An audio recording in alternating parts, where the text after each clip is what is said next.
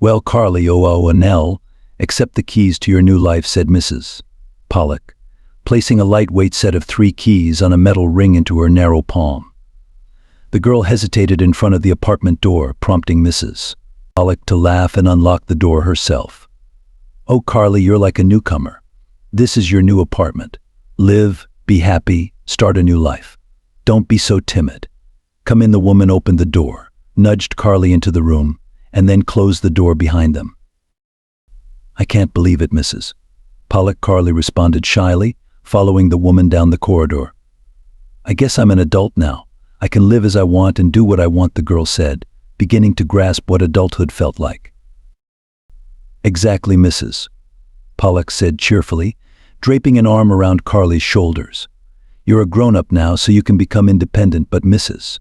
Pollock raised a finger meaningfully. "There's a caveat about doing what you want, my girl," she said in a more serious tone. "Being an adult and being in charge of your life doesn't mean you can thoughtlessly do whatever you want. Adulthood means making responsible decisions and always taking responsibility for your life. Understand this. There may be people who will try to sway you with false values and manipulate your thoughts. To distinguish the false from the true, always remember what I've taught you over the years. Do you understand what I'm saying now?" Carly nodded. Mrs. Pollock had indeed been like a mother figure for her and many other children in the orphanage for years. Carly never knew her father, and her memories of her mother were vague and unclear.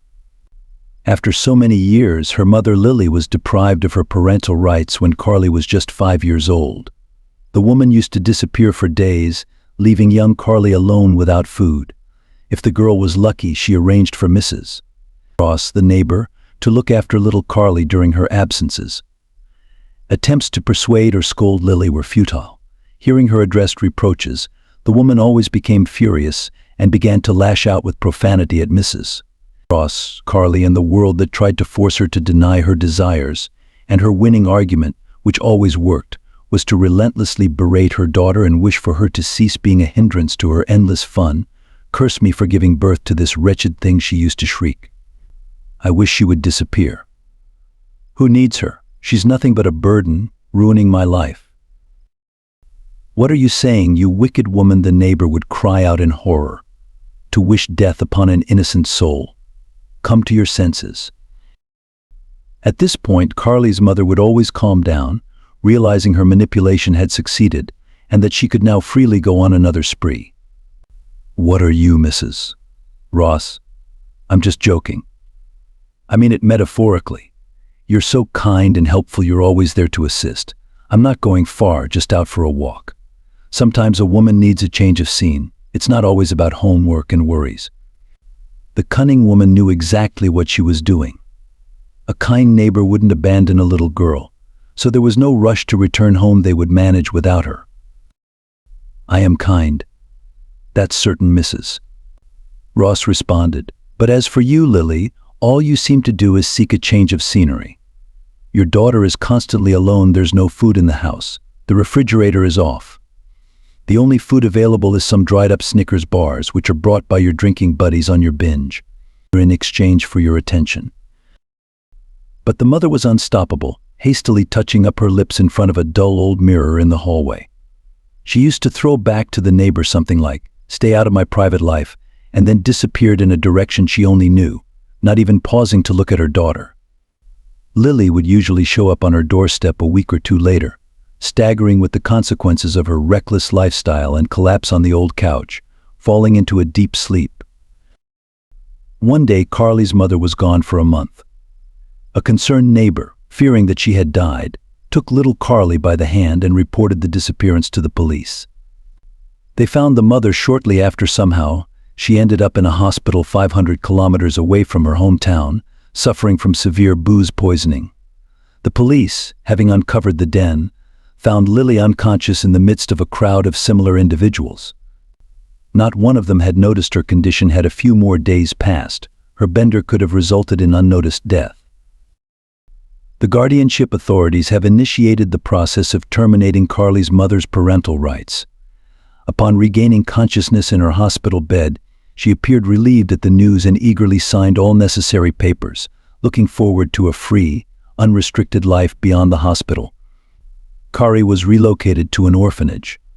Fortunately, the local orphanage was not a grim place. The staff consisted of compassionate women who treated the orphans as their own children. One of the educators, Mrs. Pollock, cheerfully remarked upon seeing Carly, "What a little flame we have here. I have never seen such bright red hair." The girl soon adapted to her new life. Mrs. Pollock did everything she could to help her integrate into their small group, make friends, and feel like a part of their close-knit circle. After leaving the hospital, Carly's mother never once remembered her daughter and never returned home. Eventually, Mrs. Ross received a summons from the police to identify a body which was found on a riverbank. Inside the pocket of a waterlogged, dirty cloak, the police discovered a water-damaged passport belonging to Carly's mother. Mrs. Ross, who came to the identification, crossed herself and looked at the deceased. She could definitely say the body in front of her on the morgue's table was Lily's. Soon she was buried, and from then on the girl was considered a full orphan. Meanwhile, Carrie proved to be a bright and capable child. Mrs. Pollock, a childless and unmarried woman, devoted her life to caring for orphans, and she invested a lot of time in the girl. By the time Carly was school-aged, she was already fluent in reading children's books, showed a keen interest in various subjects, and even dabbled in writing poetry. For her birthday, her teacher gifted her a beautiful glossy album for her poems, which she began filling with her own compositions. A voracious reader, Carrie regularly visited the town library. She loved the tranquility and the smell of the books stored there, which led her to aspire to become a librarian. Mrs. Pollock encouraged Carly's love for books and reading at every opportunity. She even decided to create a makeshift library in the orphanage, appointing Carly as the responsible person. The girl was thrilled with the idea. She eagerly started her duties, which included maintaining the books, lending them out, and informing other children about new editions. The orphanage principal regularly purchased new books for the students. "If you want to become a real librarian, you need to be neat and responsible," Mrs. Pollock instructed Carly. "Remember, a librarian's job is to inspire an interest and love for reading." By the time Carly graduated from high school, she knew she wanted to pursue a literature-related degree. The town had a society for book lovers, literature, and poetry, which Carly regularly attended. The society comprised amateur poets and writers who often organized readings of their work. Carly actively participated in these events, and everyone agreed that her future should lie in literature and poetry. One evening, a new individual joined the regular members of the community. His name was Bernard Calhoun, and he was an elderly man around 70 with a respectful demeanor. He arrived at the community event in a gorgeous old-style car chauffeured by a driver, and had a habit of smoking a pipe filled with tobacco. When Carrie recited her poems, he clapped the loudest and predicted a successful literary future for her. In town, he was seen as a newcomer. Rumor had it that he had recently moved here from the capital, having bought a house to exchange the incessant city noise for the tranquility of a regional suburb. One evening, Mr. Calhoun invited the attendees to his mansion after the event to celebrate his birthday. While some were eager to return home and others had other commitments, a few, including Carly, were delighted to accept Mr. Calhoun's invitation. In the living room of his rather spacious house, there was already a table set with champagne. Carly, who was 17 at that moment, had never tasted alcohol, but when a thin glass filled with gold and sparkling drink was placed in front of her, she found it inconvenient to refuse. The evening passed in a warm and sincere atmosphere. The host himself drank only mineral water, referring to the fact that doctors had categorically forbidden it. When Carly returned to the orphanage, Mrs. Pollock smelled a slight odor of champagne and became alarmed. When it turned out where the girl had been, she gave her a whole lecture about not trusting all men. Among them, there are vicious lovers of young girls from whom one should stay as far away as possible. However, soon Mr. Calhoun himself paid a visit to the orphanage and asked permission from those responsible for the girl to let Carly help him sort out the extensive library in his house. "I heard that Carly aspires to have a career in librarianship," he told the director and the tutor, settling into a chair in the director's office. "And now I see where your student gets her love for books and reading," he remarked, observing the tall shelves lining the wall, filled with books. The women remained cautiously silent. Mr. Calhoun's sudden interest in Carly aroused suspicion in them. Detecting this, the man chuckled and reassured them, "I understand your skepticism, but you have no cause for concern. I just wish to help a talented girl achieve her dream. She truly has a passion for librarianship. I've never seen a young girl so engrossed not in fashion and cosmetics, but in books and reading. I have 2 grandchildren myself, but sadly their interests are entirely different. As for Kari, it would be very useful for her to participate in such an endeavor. My library has amassed thousands of books over many years, some of which are quite rare and valuable." On hearing that the unexpected visitor had grandchildren of his own, the women relaxed slightly. However, the headmistress, casting a serious gaze at him, began to speak. "We certainly don't mind Kari participating in such activities, especially as she's preparing to enter college next year. But rest assured, we will always keep an eye on her and protect her," the headmistress added sternly. "Well, I see the future is in safe hands, Mr. Calhoun joked in response. "You're absolutely right to take this matter seriously, so you don't have to worry in vain. I'll install a surveillance camera in my library so you can see what Carly is doing in my house at any time. What do you think? Let's give it a try," the orphanage director agreed, looking relieved. When Carly heard about the upcoming opportunity, she was thrilled. Mr. Calhoun's house was filled with books, and the chance to go through them was a dream come true for her. Carrie mainly helped Mr. Calhoun on weekends. She woke up early in the morning and rushed to his house to immerse herself in the vast world of books, of which his library had plenty. Mr. Calhoun typically awaited her with breakfast ready. Carly found it unusual to sit at a table with starched napkins and expensive dishes while the housekeeper served her tea and hot pancakes with jam. However, Mr. Calhoun was an engaging and knowledgeable conversationalist, and Carrie would quickly forget her surroundings, engrossed in another captivating discussion. Mrs. Pollock, on the other hand, monitored how Carly spent her time closely. "Carly, you are an adult now," she told the girl.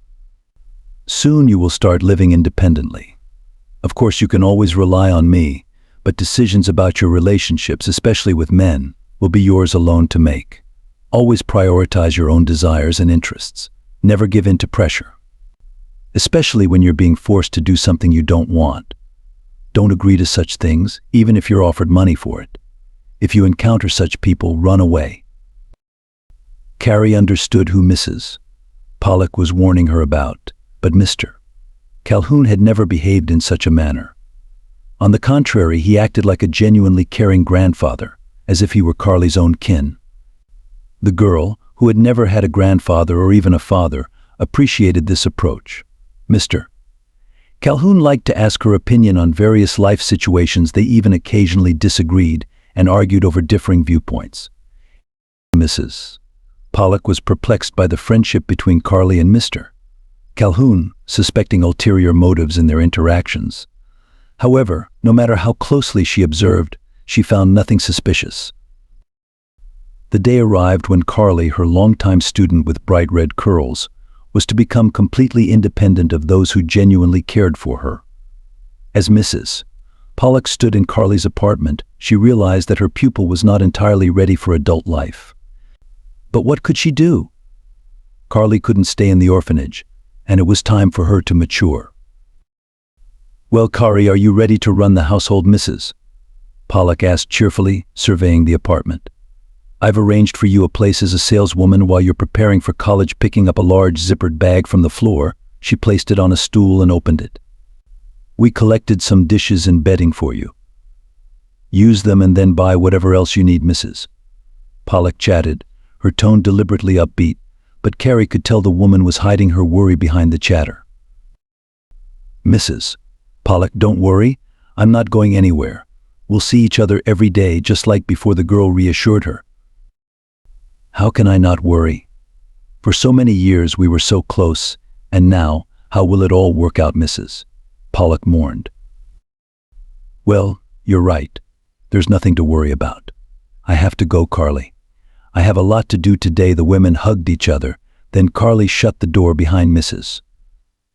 Pollock. A new life. Indeed, the girl thought, unpacking her belongings. Suddenly, her phone started to ring. Mr. Calhoun had learned that it was Carly's birthday and insisted on giving her a personal gift, a new smartphone. No refusals accepted, he said, noticing the girl's hesitation to accept the gift. After all, I need to stay in touch with my assistant. What's so odd about that? Carrie answered the call, and it was Mr. Calhoun requesting her to come over that day. She promised to arrive soon, right after unpacking and getting settled in her new place. About 3 hours later, Carrie was stepping into the hallway of Mr. Calhoun's mansion. The master was sitting by the fireplace in the drawing room, engrossed in a book and puffing on a pipe of tobacco. "Well, how have you settled in?" he asked as Carrie walked in. "Come in, sit down, and tell me as well where you've decided to work before entering college." Carrie sighed and told him about the store where Mrs. Pollock had arranged a position for her. "Actually, I don't want to work there." "But where else can I go?" she said. "You don't have to work at the store if you don't want to," Mr.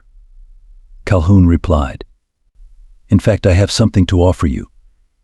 How would you feel about working for me? You do the same thing you're doing now, sorting my library, helping me catalog, and occasionally keeping me company. We're friends, aren't we?" Carrie smiled happily. She liked the sound of his offer. However, remembering Mrs. Pollock's cautionary words, she asked, "That would be great. Thank you for your care and consideration. But Mr. Calhoun, why are you showing me such kindness? After all, you have your own grandchildren and you probably have children too. You never talk about them, Carly girl." Mr. Calhoun began thoughtfully, seeming to decide something. "I've wanted to talk to you for a while, and now I believe the time has come." "Look," he said, taking out a photograph and handing it to her. It was a picture of a young man with fiery red curly hair. Carly, puzzled, looked at the picture, clearly perplexed as to why Mr. Calhoun was showing it to her. "Is this likely a relative of yours? Perhaps a son or grandson?" she asked. "Well, not a grandson, Mr. Calhoun laughed in response, "but you're right. He is my own son," he said, his tone suddenly serious. "A son who, unfortunately, made many mistakes in his life and has now left this world." "Alas, what happened to him?" the girl asked sympathetically. "The story is not a happy one, Mr. Calhoun replied. "Perhaps I, as a father, didn't pay enough attention to my son. I left his upbringing to my wife and various nannies," the man said, shaking his head sorrowfully. "I'm wealthy, very wealthy. I inherited a large, successful business from my father, which I have expanded throughout my life. However, I overlooked that there was no one to pass it on to when I was younger. I foolishly believed that earning money and increasing wealth were the most important things. I missed out on a lot, not understanding the significance of a father's role in raising his child. My only son grew into a complete egotist, having been accustomed since childhood to the world revolving around him. His mother pampered him with luxury and attention, never demanding anything in return. As a result, he grew up believing that everyone owed him something and he owed nothing to anyone. I should have noticed and made an impact, but I was always busy with business, and there's nothing I can do about it now." The old man sighed and fell silent. Carly listened patiently, sympathizing with him, but she didn't understand the purpose of the conversation. After a brief silence, Mr. Calhoun continued, "From a young age, my only son, Richie, led a destructive and aimless life. With access to unlimited funds, he was introduced to alcohol, debauchery, and illegal substances early on. By 18, he was already an alcoholic, succumbing to every temptation and frequently losing control. When I finally realized the extent of his problems, it was too late. His mother, my wife, had been covering up his wrongdoings. I only learned about his lifestyle much later and from strangers. Disagreements over our son led to frequent fights between my wife and me, ending in our divorce. She moved out afterward, demanding a separate residence for herself and her son, as well as substantial monthly support. This move effectively ended any influence I had over Richie. After a while, I was informed by my ex-wife that Richie was getting married. Unfortunately, his chosen partner was nothing more than a gold digger. Richie's lifestyle remained unchanged after the wedding. I attempted to explain to him that he needed to alter his ways now that he was a husband and a family man. Much to my disappointment, my advice was met with laughter from him. "None of your business," Richie said to me disdainfully. This conversation took place in the morning following a night of heavy drinking.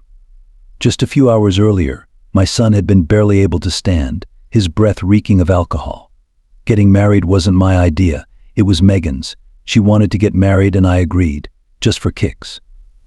He laughed, his voice thick with drunken glee. His young wife, Megan, was pregnant. It seemed that she did not care about her husband's lifestyle. Their marriage lasted a little over 3 years, during which Megan had another child.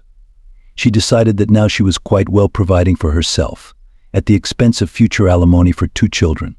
She calmly filed for divorce, and Richie didn't care about it. Following the divorce, I purchased a separate apartment for Richie's ex-wife and their 2 children. My son went on with his previous lifestyle, swiftly bringing home a new girlfriend who was as much of a drinker as he was.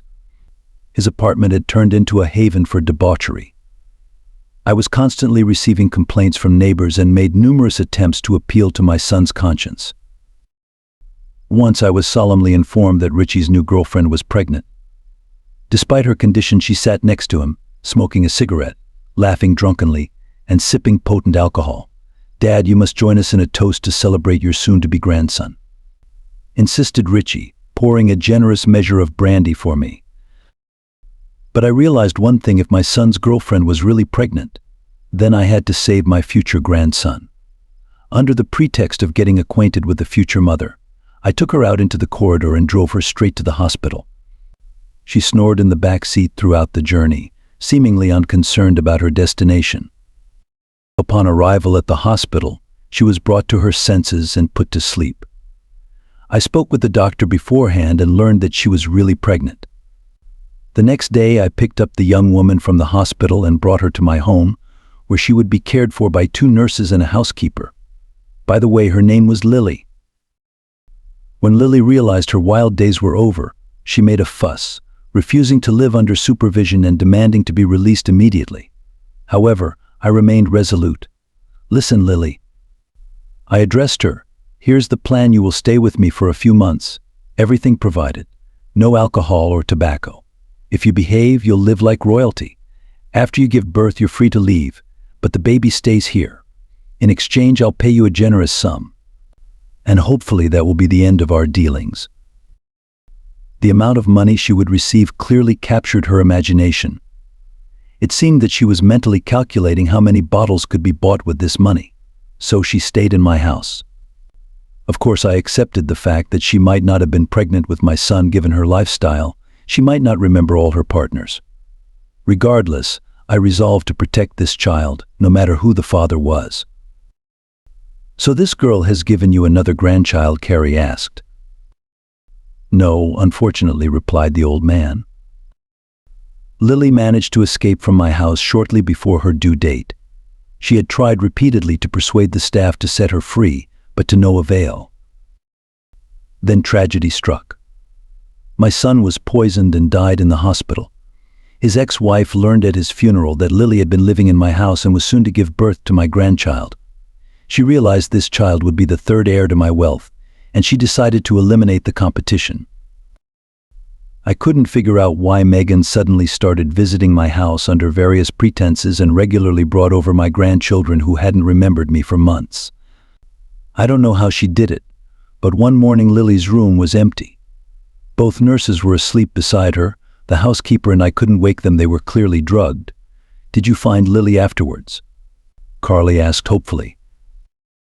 "I didn't find her immediately, mister." Calhoun sighed in response. "The girl had simply vanished. It was as if she never existed. I hired a detective to search for Lily nationwide. After all, it was uncertain whether Lily, considering her lifestyle, could survive on her own and give birth to a child. It wasn't until several years later that I found a lead in a small town, but by then it was too late. Lily was no longer alive, and the child was he or she found. Carly asked Mr. Calhoun impatiently, who had become quiet and seemed lost in thought. We succeeded in our search, but not immediately. Lily gave birth to a daughter, Mr. Calhoun smiled in reply. In the town where Lily was buried, she was a stranger leading a nomadic life. No one had ever seen a child with her, and no one could confirm whether she had a child or not. I had already assumed that Lily had never given birth, or had given birth to a stillborn child, which wouldn't be surprising given her lifestyle, but it turned out that there had indeed been a baby, Mr. Calhoun's voice quivered with excitement. Lily had given birth while living in another town. There she was deprived of parental rights, and the child, a little daughter, was placed in an orphanage. I couldn't believe that the search had been successful, so I decided to see for myself. When I saw the girl, all my doubts about the paternity of my son disappeared instantly. The girl was an exact copy of Richie. Mr. Calhoun fell silent, overcome with emotion. Carly waited patiently. Finally, the elderly man, having composed himself, continued. I didn't reveal myself immediately. Instead, I observed the girl for over a year. The more I watched her, the more convinced I became. Thankfully, my granddaughter did not take after her father, but rather, it seemed to me, she was a talented, ever-good girl. She was so different from my other two grandchildren, raised by their mother, the gold-digger Megan, and my ex-wife. They valued nothing but money. They were petty, wicked, and incompetent. I always knew that if something happened to me, I wouldn't trust my business with them. But now I am at peace, Mr. Calhoun said with a contented smile. Now I know who my successor can be, and I am so proud of her. Do you want to know who this girl is? Mr. Calhoun asked, slightly intrigued by his story. The girl eagerly nodded in response. With a solemn pause, the old man looked at her again and said, "It is you, Carly." "How can it be me?" Carly, taken aback, continued to gaze at the elderly man in surprise. "I don't understand anything," she muttered. "It's true," laughed Mr. Calhoun. "You are my granddaughter. I realized it the minute I first saw you. Who else could have such fiery red hair? You're one of us." "I am the granddaughter you told me about," right, exclaimed the girl in surprise. "And you are my grandfather." The elderly man silently and excitedly nodded in response to Carly's realization. "And you're right, my mom's name is Lily. I don't know my dad and grew up in an orphanage when my mom was deprived of parental rights, so it turns out that's right." The girl could hardly contain her joy. "Mr. Calhoun, are you really my grandpa?" Carly, casting aside any remaining doubts, lovingly embraced her grandfather. Mr. Calhoun also radiated happiness. "But why did you only tell me about this now?" she asked. "Well, there are reasons for that," the man replied seriously. "When I found you and got to know you, I hadn't yet understood your way of life. I was afraid that such news might upset you, given your settled life. But I was certain you were my granddaughter. Hair color is a family treasure. My other two grandchildren have inherited that hair color too. And your dad, my son, was also a fiery redhead. However, we need to have a serious talk, my granddaughter." Mr. Calhoun suddenly shifted his tone. "Unfortunately, I am very ill. Doctors predict only 2 or 3 more years for me, and that's if I lead a quiet, measured life free from worry and anxiety." "There's no need to cry," he said, noting that the girl was quite upset by the news. "You are the heiress of our family, and we have always been strong, self-confident people. Our son Richie might not be cut from the same cloth, but you are definitely one of us," Mr. Calhoun declared proudly. "And I didn't start this discussion without reason. As I've mentioned, I want to ensure that I'm passing our family business into reliable hands. Now I see that those hands should be yours." "Wait, don't argue, please," he continued, saying that his granddaughter was about to say something. "I realize you still have much to learn, and even if something happens to me, you should know that we have a few reliable and tested people in our business who will be your support at first. I'm confident you will handle everything as you possess the most important trait of our family's character. And of course, I'm not planning to die just yet. On the contrary, I intend to live on. Grandfather, I don't need anything from you, Carly exclaimed. The main thing is that I have you now. Won't your other grandchildren take offense and hate me if you give me your business, Carly? Don't worry about such things, Grandfather replied. You are my successor now, and that's a great responsibility. As for your half-brother and sister, my other grandchildren, they will receive their share in my will. They're not interested in our business, they only care about the money. Sadly, their mother Megan, my son's ex-wife, and my ex-wife Bella instilled these values in them. The elderly man paused for a moment, and then continued, by the way, you'll soon meet them. After deciding to talk to you, I called them yesterday from the capital. They're on their way and should arrive soon. Mr. Calhoun, dinner is ready, announced the housekeeper as she entered the living room in a neat white apron. May I serve? She asked, pausing in the center of the room. After receiving approval, she vanished, leaving behind the low tinkling sounds of dishes from the dining room. Soon, the grandfather and granddaughter sat down for dinner. They discussed Carly's upcoming introduction to the other family members. When the housekeeper served tea, a bell rang in the hallway. The master instructed her to answer the door as he poured the fragrant hot tea into delicate porcelain cups. Two visitors, a young man in his 20s and a woman around 25, both with fiery red hair, entered the dining room. The newcomers were visibly taken aback at the sight of Carly. They exchanged glances as the grandfather greeted them and introduced Carly as a new family member. The artificial kindness of their smiles failed to mask their unpleasant expressions. When Carly shook hands with them, the brother was named Lucas and the sister Gia. Having recently eaten lunch on their journey, Lucas and Gia declined the meal but joined the grandfather and Carly for tea. They curiously asked the girl about her life.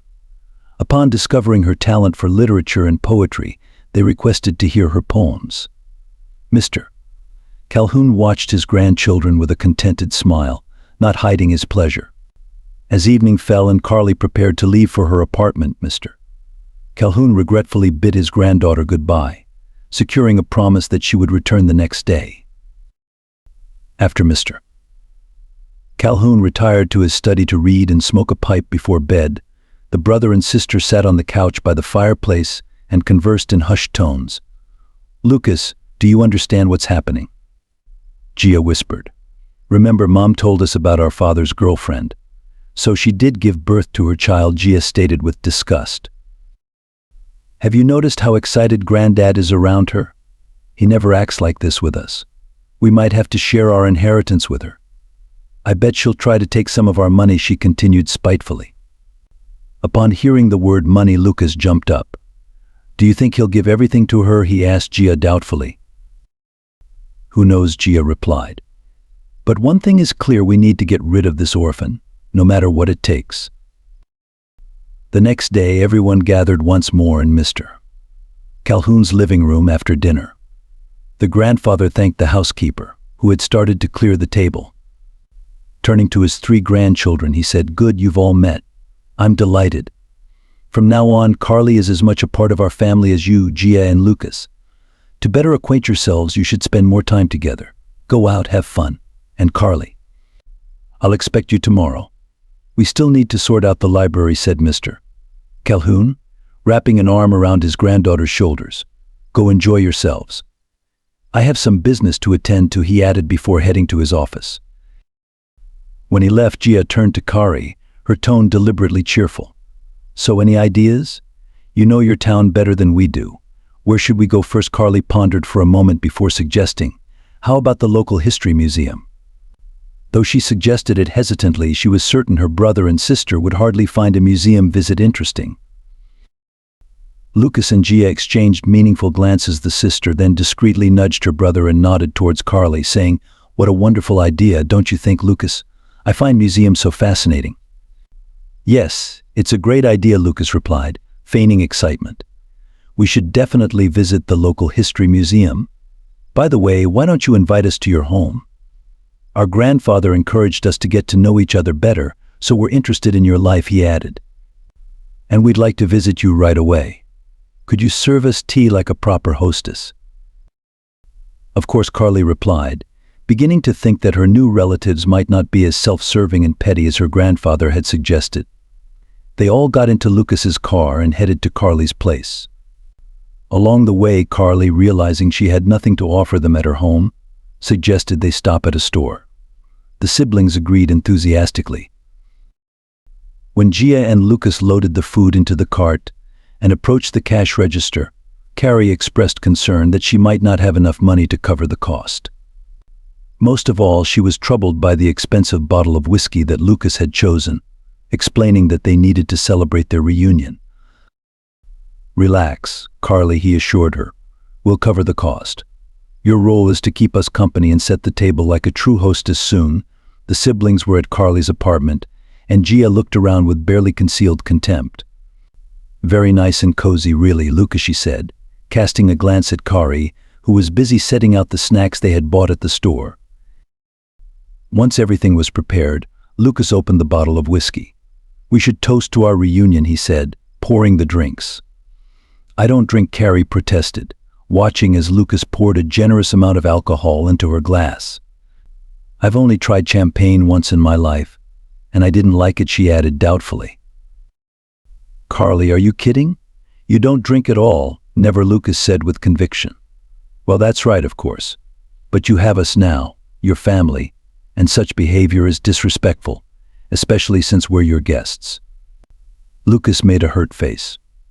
"Carly, Lucas is right. You should show us respect. Maybe you don't know this, but there are certain rules for hosts' behavior towards their guests. It's an excellent drink, and it's easy to drink. Have at least a few sips with us, out of respect." Lucas had already proposed the first toast to the meeting. Carrie took a small sip and realized that the drink was indeed easy to swallow and had a mild taste. "Well, you see, and you didn't want to drink with us," exclaimed her half-brother, immediately refilling the glasses with a new serving of alcohol. "And now let's drink to the addition to our family, do you, Carly?" He solemnly proposed a new toast, not giving the girl a second to think. Through a haze, the girl realized that the drink was much stronger than she first thought. Her head hummed, the room swayed like a boat trip on the water. Mrs. Pollock, the educator, arranged small river trips on an excursion boat for her students from time to time. For a moment, Carrie felt like she was standing on the deck during one of these excursions. She took the glass filled by her brother with another serving of the intoxicating drink. She heard the words echoing in her head like they were bouncing off the walls of a deep stone well. Carly, teetering on the brink of unconsciousness, felt unwelcome liquid being poured down her throat. Unable to swallow, she coughed quietly. Gia hissed at her brother. "She could choke, God forbid. You'll answer to Grandpa for her. Remember, she left with us." "Calm down, everything's under control," Lucas reassured in a muffled tone, keeping a close eye on Carly. "She seems ready. Let's call Grandpa," Carly announced, pulling out her phone. With a sly grin, she dialed Grandpa's number. "Now, sister, tell Grandpa how much you love him." "Go on," he thrust the phone in front of Carly's face. The girl struggled to open her eyes and looked at the screen.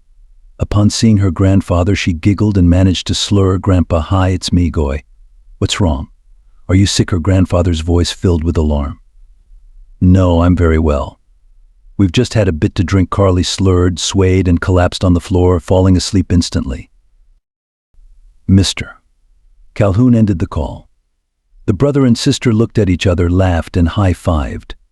Their plan had worked. Now their grandfather would think twice about making any decision, having seen what his beloved new granddaughter was capable of. Meanwhile, Mr. Calhoun was truly upset and thought about what he had seen. Had he misjudged Carly, attributing to her qualities that his granddaughter did not possess? Was she going to follow in her parents' footsteps? "I must go to her at once," he finally decided, pressing the bell to summon the house worker. But suddenly the elderly man felt a crushing pain in his sternum. He staggered, nearly losing consciousness. With significant effort, he managed to stay upright. Soon his housekeeper arrived in response to his summons. "Hurry," he whispered with the last of his strength. "Tell the chauffeur to get the car." "We need to leave immediately," then he lost consciousness. Carly opened her eyes with difficulty, taking in her surroundings with surprise. She was lying on her couch at home. A table nearby held the remnants of appetizers, upturned glasses, and an empty bottle on its side. Attempting to get up, she felt a wave of dizziness. What happened? What's wrong with me? She tried to understand, but to no avail. Her memory returned abruptly, hitting her like a wave of ice. My brother and sister, they were here at my place. We were celebrating our reunion with difficulty. Carrie turned her head to look at the wall clock. It was 6 a.m.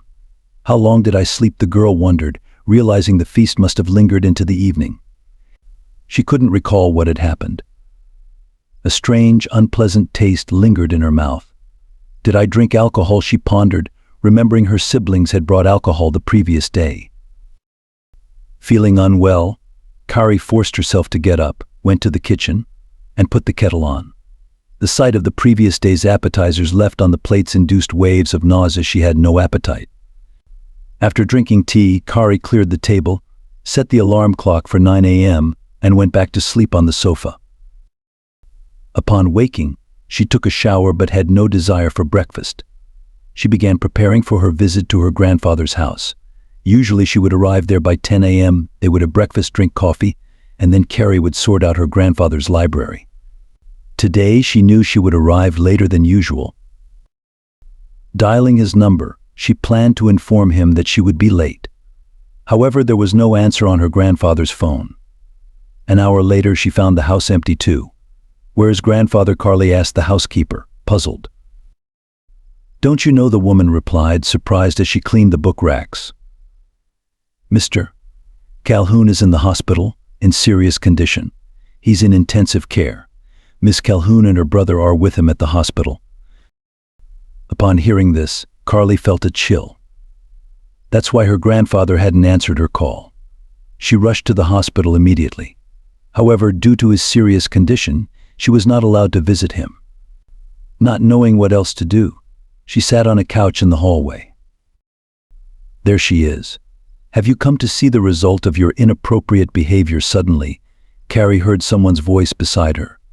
Looking up, Carrie saw Gia and Lucas standing in front of her. "Yes, it's your fault that grandfather got sick," Gia exclaimed. "Why is it my fault? What happened?" Carly did not understand. "Look at this." Lucas, feigning indignation, pulled out his phone, turned it on, and shoved it in Carrie's face. On the screen, Carrie saw herself, barely coherent and holding a glass at the table.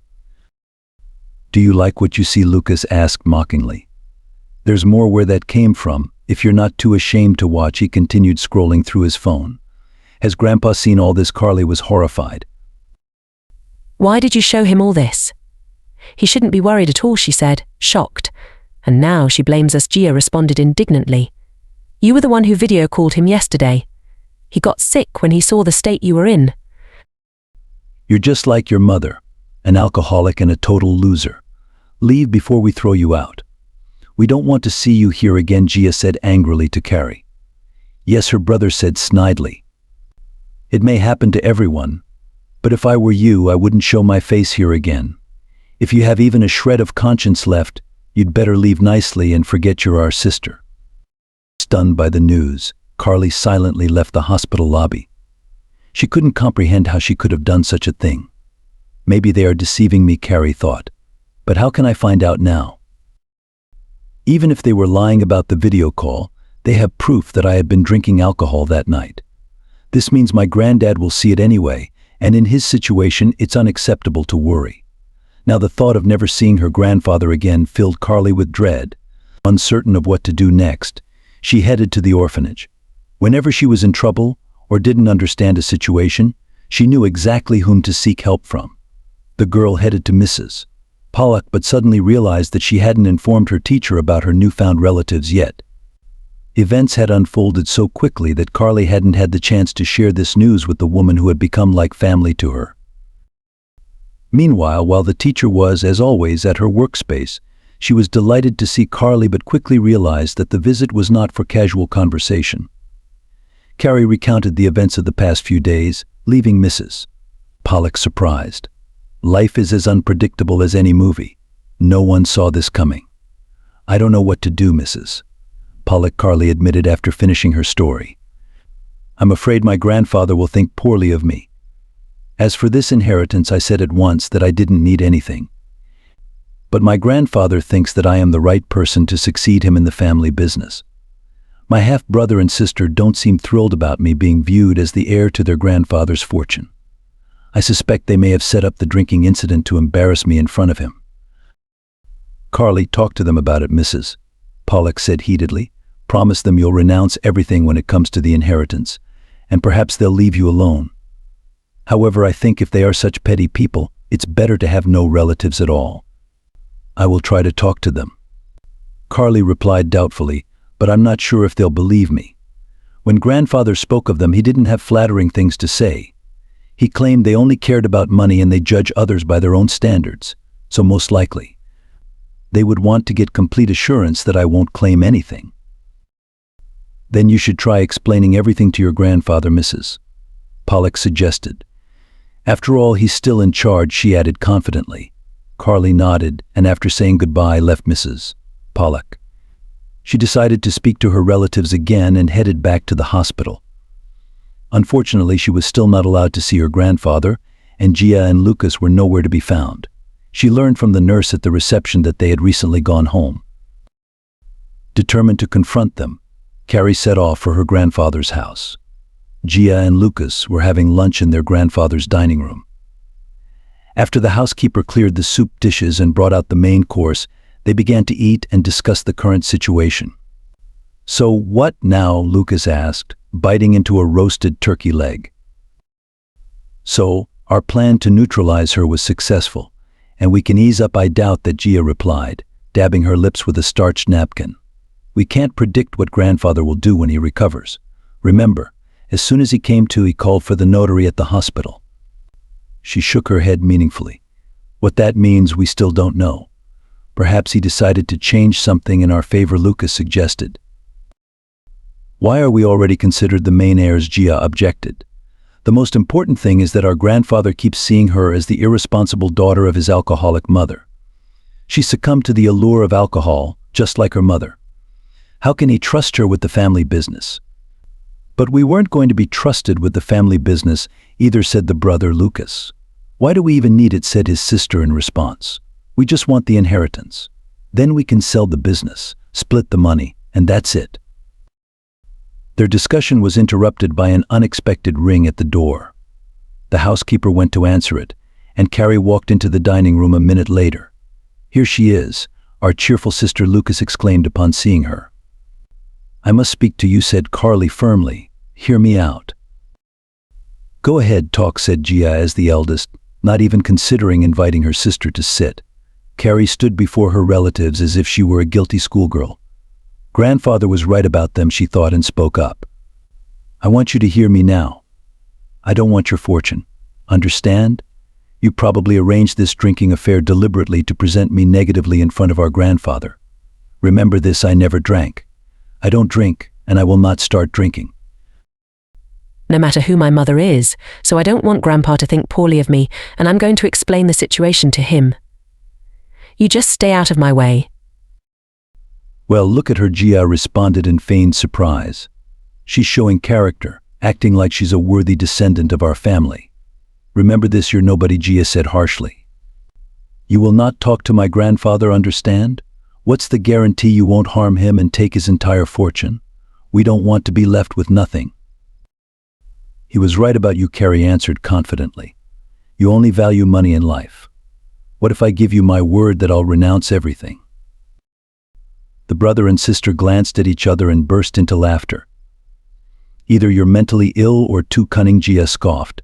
Who in their right mind would voluntarily give up a huge fortune? Enough with your game, she concluded decisively. You're going to leave here and never return. If you disobey, know that grandfather will see other videos Lucas filmed during the feast, and as you said, we wouldn't let our grandfather worry, Gia added in a mocking tone. The phone rang in the hallway. The housekeeper answered it, and after a brief conversation hung up. Entering the dining room, she said, the hospital called. Mr. Calhoun has passed away. His heart stopped and the doctor's efforts failed. What news? Lucas exclaimed in surprise. Unexpected. Well, that's it, said Gia decisively, turning to Carly. You can't speak to him anymore, so there's no need for you to stay here. I hope you haven't changed your mind about the inheritance. Are you still refusing it, as you assured us earlier? Yes or no? I don't want anything from you, Carrie cried out bitterly. Poor grandfather, how could this happen? I just found out about you and now I've lost you, she began to sob. How touching. I'm going to cry too, Lucas remarked cynically. Okay, if we've settled everything, then goodbye, said Gia, ignoring Carly's tears. And by the way, don't you dare show up at the funeral. You have no place there, and my advice to you, forget this whole story soon, she added coldly. Overwhelmed with grief, Carrie left her grandfather's house.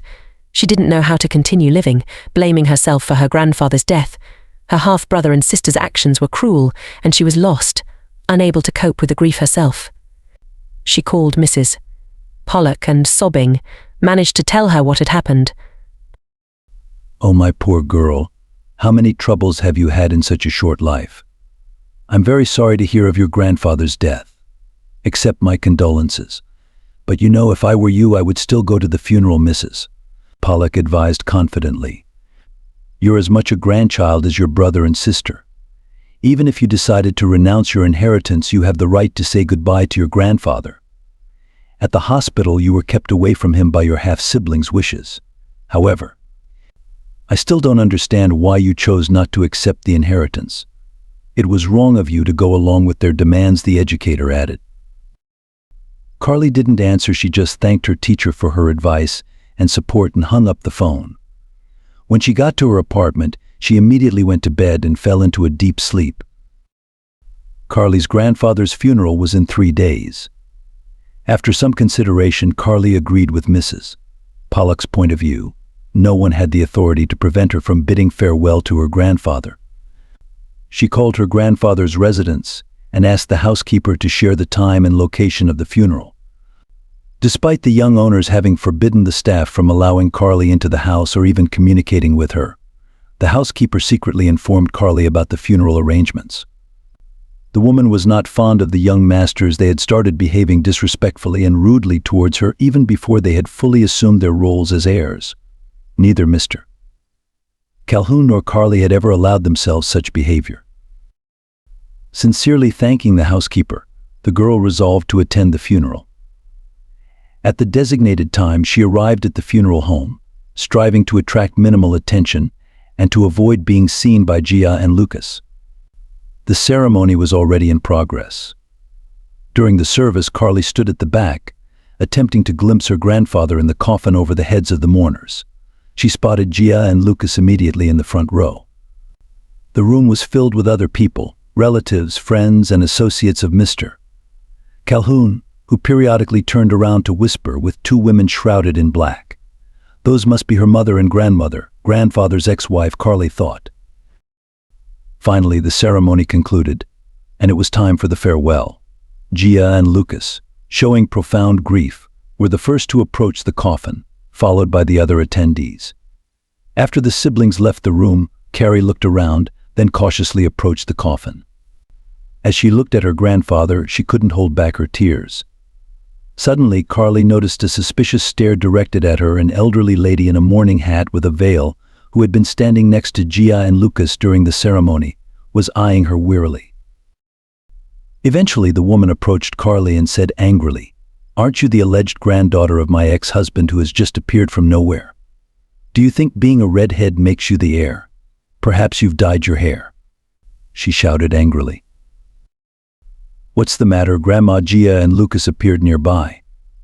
"Look, a snake has shown up after all," hissed the half-sister, noticing Carly. "Get out, Lucas, help me." The relatives grabbed Carly under her arms and forcefully dragged her towards the exit. Once outside, the relatives tossed Carly onto the ground. "That's it," Gia bent down and sternly said to Carly's face. "It seems you don't understand words, so know this: the inheritance is ours, always has been, and will continue to be. And you, as you've always been, a nobody, will remain so. If I ever see you again, it will be your own fault. You'll regret it, I promise. We won't hesitate to do anything. You know. Relatives seated in the hearse. The coffin containing my grandfather's body was sealed and placed in the back. The hearse then proceeded to the cemetery. Carly, struggling, rose to her feet and set off for home. Her relatives' worry was misplaced. She had no intention of claiming the inheritance and wasn't interested in the details of her grandfather's will. The following day went by in a haze. Carly called grandfather's housekeeper to inquire about his burial location. However, the woman insisted she refrained from visiting the cemetery yet, as the new owners had strictly forbidden her from revealing the burial site. The will would be read the next day, once all the relatives returned to the capital, leaving the housekeeper in charge. She and Carly could visit Mr. Calhoun's grave. Grateful, Carrie ended the call with the housekeeper. She had to settle her life, so pulling herself together, she got a job at the store that Mrs. Pollock had mentioned. However, when the next day the will was read out by the notary, the relatives were stunned by what they heard. Upon the opening of the sealed envelope, it left them bewildered and incensed. "This is outrageous. It can't be," the relatives all shouted simultaneously, overwhelmed by what she had heard. Mr. Calhoun's ex-wife collapsed onto the floor. "Ladies and gentlemen, please quiet down," interjected the notary. "Everything is legal. I have substantial proof that the late Mr. Calhoun instructed me about his will in the presence of witnesses while he was of sound mind. Besides all the documents, I also have a video of the process filmed by a specially appointed person. Plus, I must warn you that the will cannot be contested." Mr. Calhoun also left a separate letter for the heiress. And speaking of which, where is she? The notary glanced around the room, scrutinizing the relatives seated at the table. Meanwhile, Carly was tidying up her apartment as she was starting her new job at the store the next day. Expecting to be busy for the next few days, Carly decided to clean in advance. Suddenly, the doorbell rang. Dropping her wet rag on the floor, Carrie went to answer the door. Standing in the doorway was a young man in a business suit. "Hello," he said to the girl. "I am an assistant notary entrusted by your grandfather, Mr. Calhoun, to handle his will. You are urgently needed at the reading. I've been instructed to bring you to the notary's office immediately. Please set aside your tasks for a while and come with me. Everyone is waiting." Carly's arrival caused a noticeable murmur of indignation among the relatives. The notary asked for silence. "Once quiet," he said, "Mr. Calhoun has instructed me to read out a letter addressed to the heiress Carly in the presence of all relatives. This letter exists in written form and as a video recording where the deceased himself reads the text. Please familiarize yourself. My dear granddaughter Carly." The video began, "I anticipate that this news may not bring you joy, and there are reasons for that. However, I have given it thorough thought before making this decision for the event of my death. Please know, I never doubted you for a second. I have always been convinced that you are the most deserving heir to my fortune. Consequently, I bequeath all my property along with our family business solely to you. I implore you not to reject this gift and not to succumb to the provocations of your new relatives. You are the only hope for our family business. I am aware that my time is limited, so I ask you earnestly to fulfill my last will. Do not doubt your abilities and do not fear the challenges of managing such a significant and new responsibility. In the near future, my trusted associates and friends will reach out to you. They will provide you with guidance, collaborate with you closely, and lead our business while you continue your studies at the university. As for your siblings, Gia and Lucas, I have a task for you as well. Encourage them to join any of our businesses of their choice. It will be beneficial for them to start earning their own living. If they decline, do not force them. However, in such a case, Gia and Lucas will have to seek their means of survival after you inherit. The only beneficiary will be my ex-wife, Bella, due to her old age. Your half-brother and sister will no longer receive financial support." "Fear nothing, my dear. I am confident that you can overcome any obstacle, no matter how daunting it may seem. I believe in you unconditionally. Your loving grandfather." The notary finished reading, and a silence fell over the room. Everyone waited for the Harris's response. Carly cried inconsolably, unable to speak a word. "Well, the will has been announced," the notary concluded. "The heiress Carly O'Neill will assume the rights of succession in accordance with the law. Now I would ask everyone to sign."